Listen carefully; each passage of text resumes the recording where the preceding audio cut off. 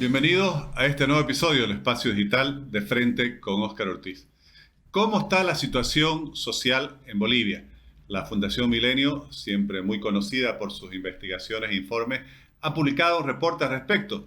Conversaremos con quien ha coordinado este estudio, me refiero a Henry Oporto, quien es sociólogo y ensayista, director de la Fundación Milenio, autor de muchos libros, entre ellos Cómo somos, ensayos sobre el carácter nacional de los bolivianos. Henry, muchas gracias, como siempre, por acompañarnos en este espacio digital. ¿Qué tal, Oscar? Un placer saludarte. ¿Podrías, por favor, comentarnos cuáles son los principales hallazgos de este informe sobre la situación social en Bolivia? Mira, yo podría destacar dos conclusiones importantes. La primera es que a través del estudio hemos podido constatar una vez más la alta vulnerabilidad que tiene el país frente a eventos extremos, a shocks como el que ha sido la pandemia para el país en el año 2020. Pero no es el único evento extremo que ha puesto en manifiesto la vulnerabilidad del Estado, de la sociedad. Hay que recordar que también a principios de este año, Santa Cruz y otras regiones del país sufrieron mucho por una epidemia de dengue. Y bueno, recientemente hemos sufrido además el embate de incendios de bosques en varias poblaciones. Ahora mismo hay inundaciones en algunas zonas del país. Este conjunto de eventos tienen la particularidad de que ponen una y otra vez de manifiesto que Bolivia es un país bastante vulnerable a este tipo de circunstancias críticas, ¿no? Y ello, a mi juicio, se debe básicamente a tres factores. Tenemos, por un lado, un sistema de salud muy precario, con muchas carencias, es un sistema además colapsado. Segundo, la alta tasa de informalidad y de precariedad del empleo en Bolivia. Más del 80% de la fuerza de trabajo está en la informalidad, por lo tanto, la gente tiene ingresos muy bajos, inseguros y no tiene capacidad de ahorro para situaciones críticas. Y finalmente también cuentan las fallas del gobierno, ¿no? La debilidad del Estado para dar atención, proveer asistencia oportuna a la gente que lo necesita. Hay evidente dificultad por parte de las instituciones del Estado para gestionar situaciones de crisis. Y la otra conclusión importante que arroja nuestro estudio es justamente la crisis social que se desencadenó con motivo de la pandemia, pero que se ha prolongado en el tiempo, ¿no?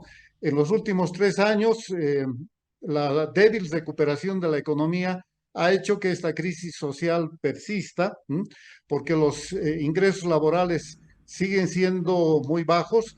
El dato que tenemos en el estudio es que los ingresos laborales, tanto en el sector formal como en informal, se redujeron en 12% respecto del año anterior a la pandemia, ¿no?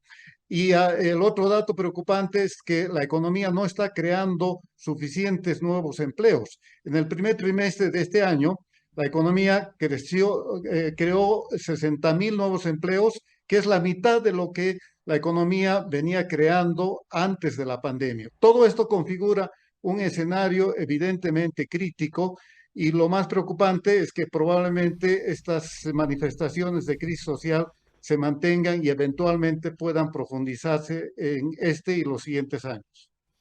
Henry, en ese panorama ustedes hablan de tres áreas principales: empleo, salud y educación. Y hay un factor que tiene que ver con todas ellas, que ya lo venías comentando, y es el hecho de que la mayor parte de la población subsiste desde la informalidad y eso le da un carácter de mucha precariedad. ¿Cuál es el análisis que hacen sobre la influencia de justamente la amplísima cobertura, por así decir, de la informalidad en cuanto a la subsistencia de la población? Mira, uno de los aspectos críticos que conlleva la informalidad en Bolivia es que apenas el 36% de la población está afiliada al seguro social, alguna de las cajas, ¿m? Y por lo tanto tiene asegurada la cobertura de salud, pero además puede recibir otras prestaciones y tiene además asegurada una renta de vejez, una jubilación. En cambio, el 64% de la población, vale decir, casi cada dos de cada tres bolivianos, carecen de la protección social, carecen de servicios estables, adecuados, de servicios de salud. Y eso justamente es lo que caracteriza a la precariedad del empleo en el sector informal. Por eso mismo, la población está muy expuesta a sufrir los rigores de eventos críticos como fue la pandemia y estas otras circunstancias que también he mencionado, ¿no? Lamentablemente, en el país la falta de empleo se suple con el autoempleo, con el empleo de toda la familia, pero que no logra reunir los ingresos necesarios para satisfacer las necesidades de la gente. Y por lo demás, el cuentapropismo, que es la forma mayoritaria de actividad económica en el sector informal, es, como todos sabemos, una actividad de muy baja productividad. Y cuando la actividad tiene baja productividad, entonces no genera los ingresos ni provee las condiciones adecuadas para que la gente tenga lo suficiente y además pueda prosperar. Y si a eso le añadimos las deficiencias de la educación en Bolivia, pues el plato está servido, pues para que tengamos una población que mayoritariamente linda la pobreza o tiene muchas dificultades de salir de esa situación. Hablabas de educación y los otros dos temas que ustedes analizan justamente es las dificultades que tiene el país, tanto en su sistema educativo como en su sistema de salud. ¿Qué es lo que han encontrado en estas áreas? Bueno, en materia de educación lo que tenemos, Oscar, es verdaderamente una tragedia nacional. ¿M? El país vivió la pandemia inmerso en una crisis de aprendizajes. ¿Qué significa esto? Que los niños y los jóvenes que asisten a las escuelas no tienen las capacidades mínimas necesarias para su formación. Esto se puso de manifiesto con motivo de la prueba en la que participó por primera vez Bolivia el año 2017, la prueba de aprendizajes que aplica la UNESCO en América Latina para alumnos de tercer grado y sexto grado de primaria. Y los resultados son verdaderamente alarmantes.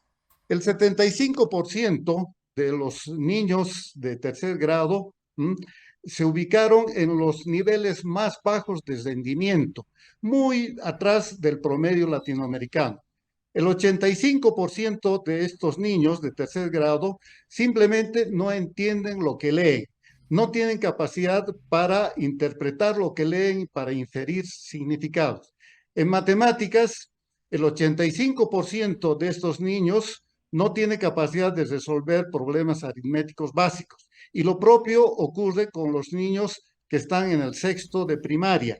2 de cada 3 de ellos tienen enormes dificultades para resolver problemas matemáticos básicos. O sea, esta cruda realidad nos muestra que justamente Bolivia atraviesa por mucho tiempo una crisis de aprendizaje y eso está condenando seguramente a las nuevas generaciones a un futuro de pobreza o de desempleo. Por eso es tan crítica la situación educativa y que naturalmente se agravó como consecuencia de la pandemia. Y los esfuerzos que se han hecho desde el Ministerio de Educación, la verdad es que han sido esfuerzos muy insuficientes para recuperar los aprendizajes perdidos durante la pandemia. La verdad es que no muestran resultados. De hecho, en los años 21 y 22, es decir, en los últimos 2 años, se evidencia que ha aumentado el grado, el número o el nivel de reprobación entre los estudiantes de secundaria. Recuerda que hace poco un grupo de padres de familia estuvo amenazando con enjuiciar a los profesores porque estaban reprobando a sus hijos. Eso pone de manifiesto justamente esta circunstancia de que ha aumentado el nivel de reprobación en el ciclo secundario y eso hace que además muchos jóvenes tiendan a abandonar la educación escolar para pasar directamente al empleo. O sea que estamos de mal en peor y esto, por supuesto, debilita lo que debería ser el factor clave para el progreso del país, que es mejorar, fortalecer el capital humano. Y en el campo de salud, ¿cómo ha sido el análisis?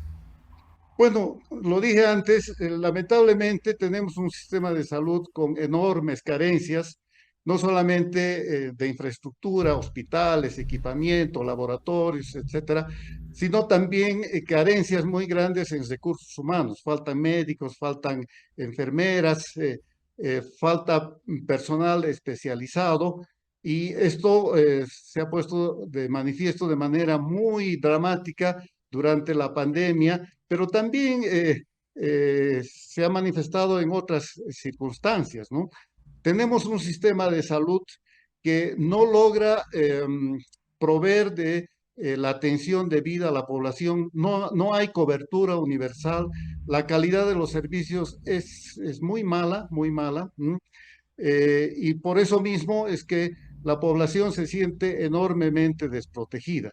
El Sistema Único de Salud que se creó hace, bueno, el año 2019 y que fue una de las apuestas grandes del gobierno, lamentablemente no muestra resultados que pudieran justificar haber dado este paso, ¿no? Hay demasiadas falencias en el sistema de salud, está demasiado politizado todo el sistema público de salud y eso, por supuesto, afecta dramáticamente las condiciones sanitarias del país. Y si a eso le sumamos la insuficiencia de recursos, te doy un dato.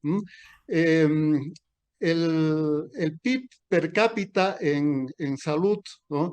En Bolivia es de 480 dólares, ¿no? Eso está, no es ni siquiera la mitad del PIB per cápita en salud en América Latina. O sea que tenemos insuficiencia en los recursos y en el financiamiento y además una muy mala utilización de esos recursos. Hay demasiada ineficiencia en el gasto administrativo y en el gasto en general de salud en Bolivia. Henry, y ustedes se caracterizan siempre de la Fundación Milenio por no solo hacer los diagnósticos, sino también formular propuestas. ¿Cuáles son los principales planteamientos que tienen después de haber encontrado todos estos indicadores? Bueno, yo pondría sobre todo énfasis en la necesidad de reformar el Estado, ¿no? Eh, todo este estudio que hemos hecho nos ha vuelto a verificar de que tenemos un Estado obeso, un Estado sobredimensionado, un Estado que hace demasiadas cosas y la mayor parte de ellas las hace mal.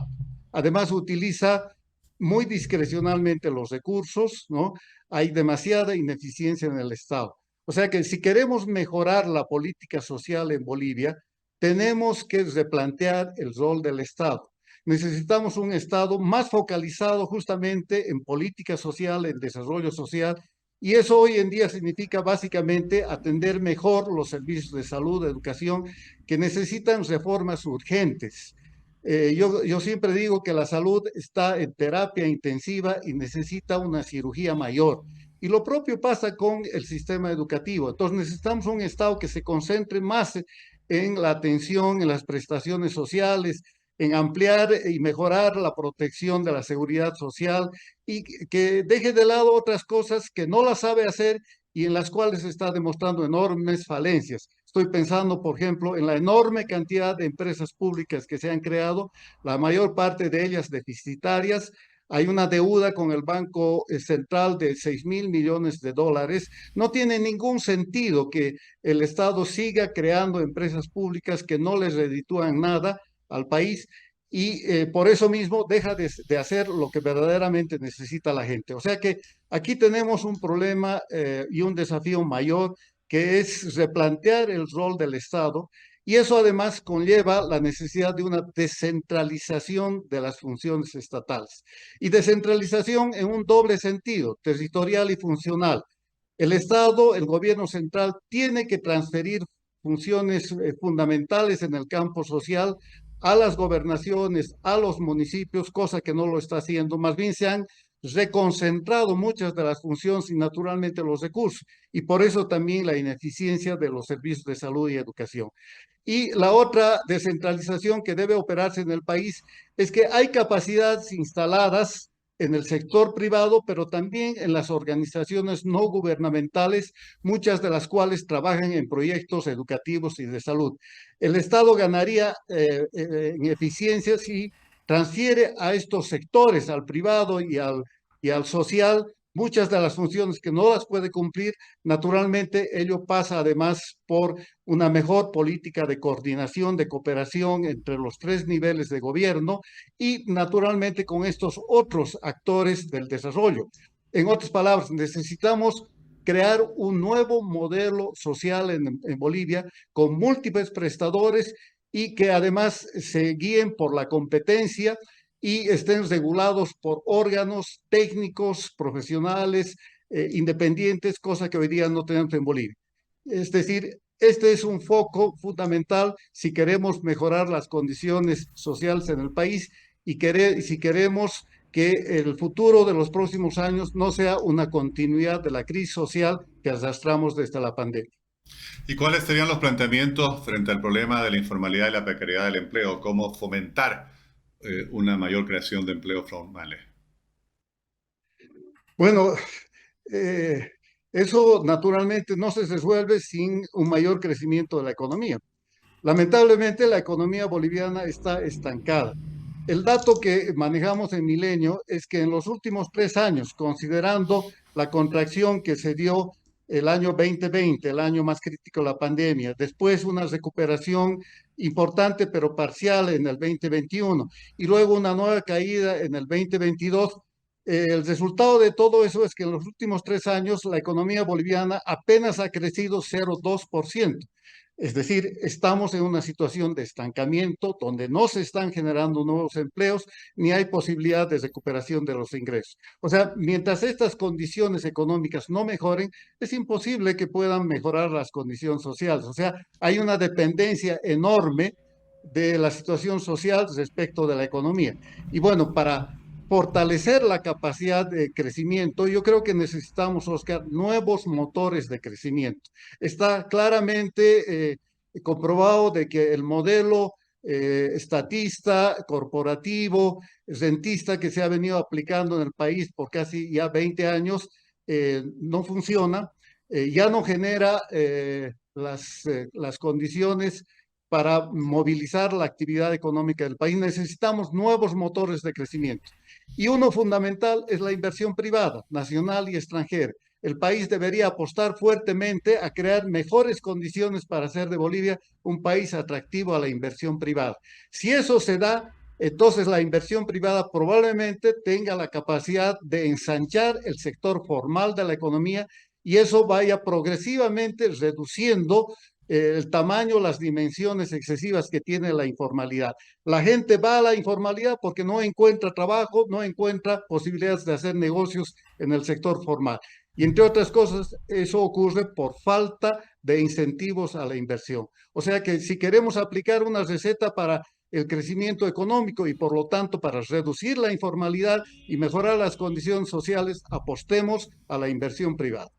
Claro, justamente eso te iba a preguntar, porque entre los años 2006 y 2014 hubieron tasas de crecimiento económico altas, pero sin embargo no solo no disminuyó la tasa de empleo informal, sino que pareciera que la informalidad desde el punto de vista del empleo creció. Sí, ese es el resultado paradójico, ¿no?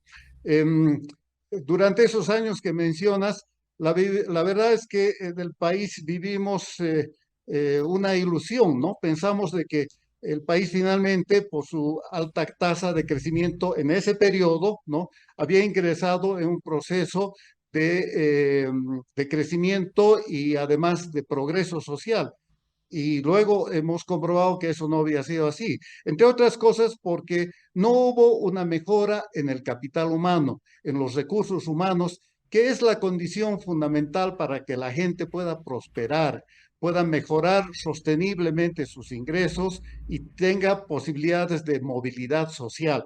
Eso no ha ocurrido, lamentablemente, ¿no? Más bien lo que ha prosperado es la economía informal, los negocios fáciles, aquellos que escapan al control, a la fiscalización del Estado, aquellos que van más allá de las leyes, en fin. Y lo cierto es que estamos comprobando una vez más que la informalidad no nos va a sacar del atraso, de la pobreza. Es más bien el hecho de que la informalidad es parte de las condiciones de subdesarrollo y eso nos va a mantener atrapados en el atraso mientras no tengamos capacidad de fortalecer al sector formal, al desarrollo de las empresas, encontrar nuevas posibilidades de expandir las exportaciones de la economía boliviana, en fin.